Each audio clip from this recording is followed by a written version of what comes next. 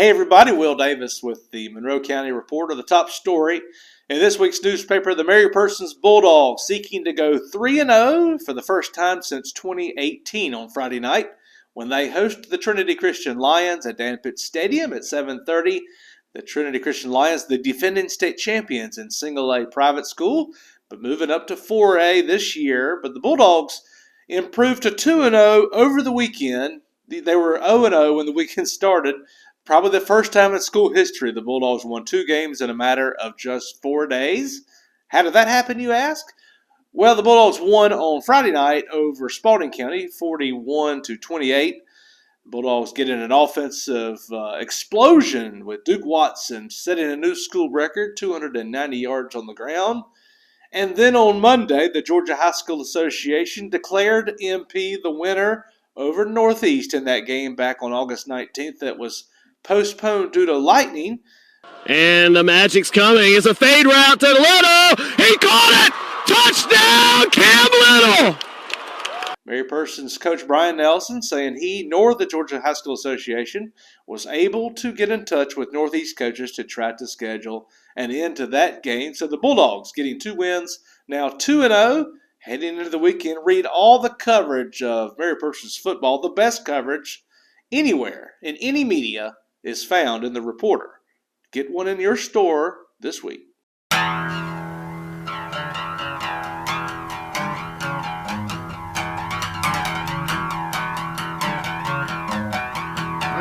told you you're the best thing I ever saw. A Jackson man lost his left arm in a horrific collision on Monday on I-75 North. It happened at the Johnstonville Road exit. A brand new blue Dodge Challenger was northbound when it passed Deputy Rock Thompson at the split there just north of Forsyth. Thompson pulled out to pursue, but was not really chasing when the car fled at rapid speeds up to 130 miles an hour, going north on 75 before it wrecked at hitting a tractor trailer at the Johnstonville Road exit ramp and into a guardrail. The driver was thrown from the vehicle, and he was found about 30 yards away, and his arm was almost totally severed. He was rushed in a deputy's car to Atrium Hospital in Macon, where the arm was amputated, and he underwent surgery. His 2 passengers tried to run. One of them was captured nearby after he saw a deputy releasing a dog, and the other passenger still remains at large. All 3 men are from Jackson. The car was reported stolen out of Florida at Panama City in May, and counterfeit checks, including one from a church, was found in the car. Find out more details in this week's Reporter. Hey, Monroe County, whether you need garage floors, basements, pool decks, or driveway patios, Concrete Coatings are the ones to call. Commercial or residential, they offer a 5-year warranty. Free estimates, call today. Concrete Coatings, serving all of Middle Georgia. No, we've got plans this weekend. Got a family reunion this weekend, but that's all right. We'll get together. Is that a personal call? All right, I gotta. Hi, I'm Donna Wilson with this week's Monroe County Reporter Incident of the Week. Officer Richard Maddox was dispatched to a home on West Main Street on August 22nd and spoke with a woman who complained about a man that was staying in the triplex in front of her home. She said she had been standing at the back corner of the triplex doing what appeared to be playing with his genitals. She said her son's father spoke with a man who went inside and left the rear of the apartment. Maddox couldn't get anyone to answer the door at the apartment and told the woman to call the police. When she saw him outside, Corporal Bruce Hughley later spoke with a man who told him he was going to return to his home in Henry County. See more on 8C.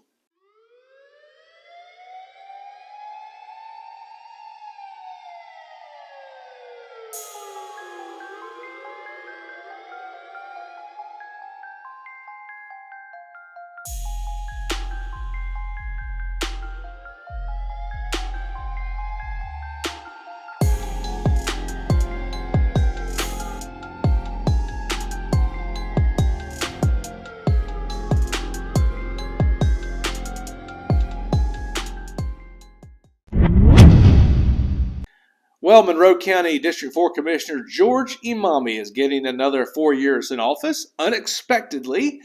Imami faced opposition from independent candidate David Hunter, and they were supposed to be on the November ballot. Hunter just turned in 230 signatures to get onto the ballot last month in July, but last week he went by that same elections office and said he could not run.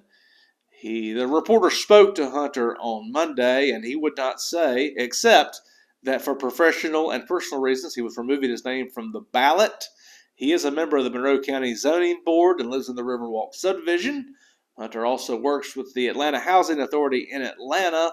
It's a mystery as to why he removed his name, but nevertheless, Mr. Imami be reelected to another 4-year term on November 8th. Find out more in this week's Reporter.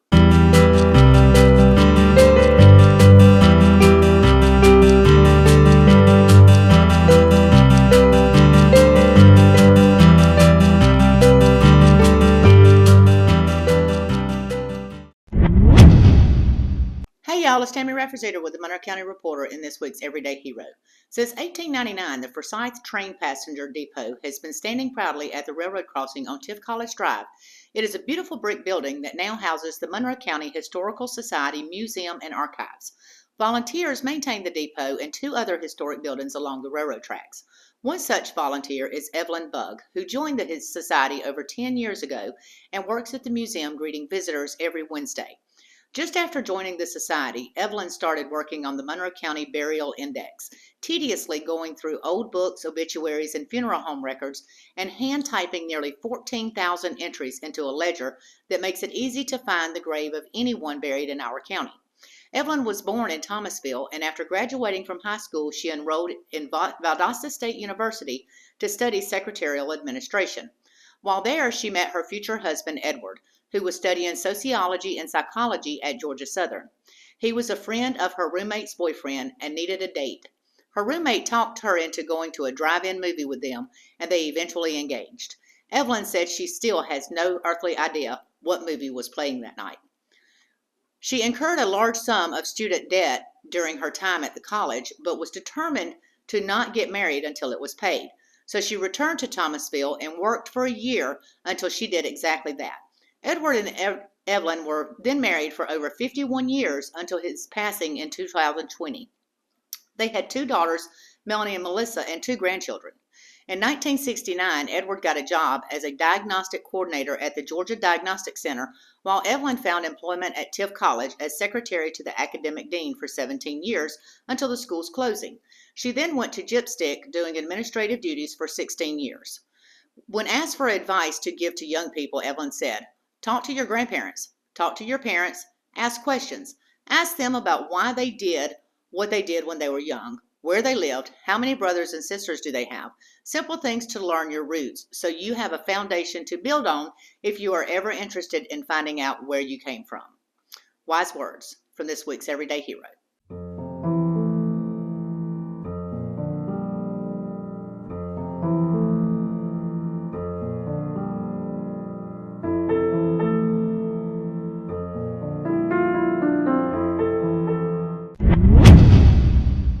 Hey, this is Diane Gladwell at Monroe County Reporter, and what really makes it interesting working around here is some of the people you meet, and I had an opportunity to meet a very talented, very interesting person this week named Mary Harris, because she sent us a political cartoon she had drawn, and the cartoon was so eye-catching that we decided we wanted to learn a little bit more about her, and she was as interesting as the cartoon. She has lived in Monroe County for just about the last year and a half, but has some ties through her husband's family that go back much further.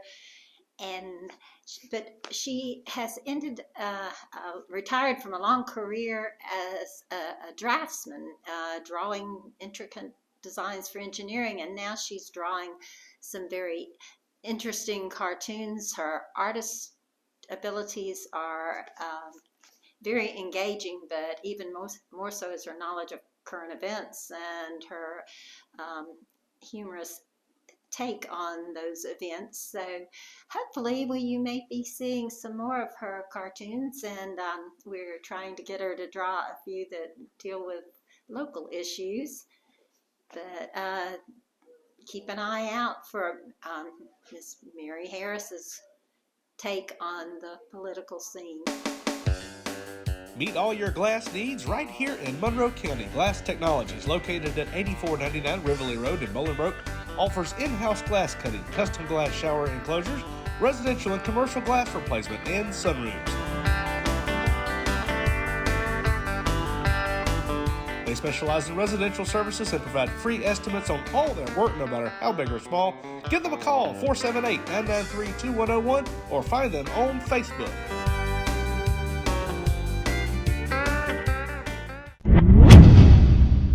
A Macon man faces multiple felony charges for assaulting his baby mama at the Strickland Loop home on Saturday.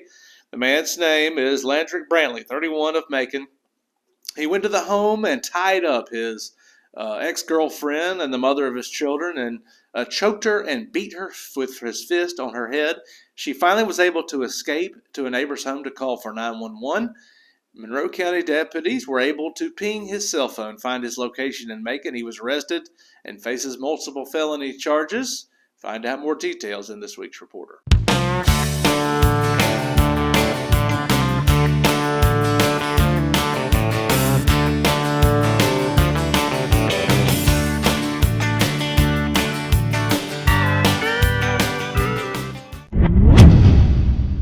Hello, my name is Terry Johnson and I write Monroe Outdoors for the Reporter. If you are a hunter, you have got to love the first 2 weeks in September. During a period of 14 days, 4 different hunting seasons open. During that period of time, of course, dove season opens first on September 3rd, but it's followed by goose season, teal season, and also archery deer hunting season. That's an amazing amount of hunting opportunity that's available to you in a short period of time. In this week's Reporter, I'll tell you all about these openings, bag limits, and everything else you need to have a successful season. In addition to that, I'm going to tell you where you can go and find over 100,000 acres of public hunting lands that are an easy 1-hour drive of your home. All this in this week's Reporter. Monroe County loves its firearms, and there's no better place to get your firearms and ammunition needs than Red Root Defense, a small family-owned business right here in the heart of Georgia near the Jones-Monroe County line. Check them out for a full selection of firearms, ammunition, and accessories.